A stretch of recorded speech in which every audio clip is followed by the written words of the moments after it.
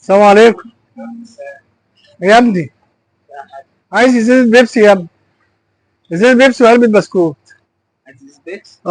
معاك دي كام، 100 ولا 200؟ لا دي 50. 50؟ اه. طب ماشي، هات يابا ازازة بيبسي وورقة بسكوت. عايز بيكس؟ ازازة بيبسي وورقة ورقة بسكوت يابا. حاضر يا حاج. بسكوت. كده كام يابا؟ اديك لي 50 يا حاج.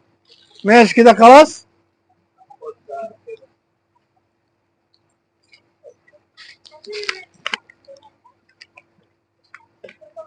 ماشي يابا، شكرا يابا. احمد، انت بتستعمل الراجل يا اخي، حرام عليك يا عم. يعني الراجل مديك 100 جنيه. فكك منه ده ما بيشوفش. ايه ما بيشوفش يا عم؟ عامل ربنا يا عم. خلاص بقى ومشي. ايه اللي مشي؟ يعني انت راضي عن نفسك كده؟ بس المفروض اللي يبقى واقف في المحل يبقى امين بس ويحافظ وبتاع، والكاميرات ممكن تجيبك. بس عم شوف شغلك يلا. انت حر يا عم، انا ماشي مش شغال معاكم.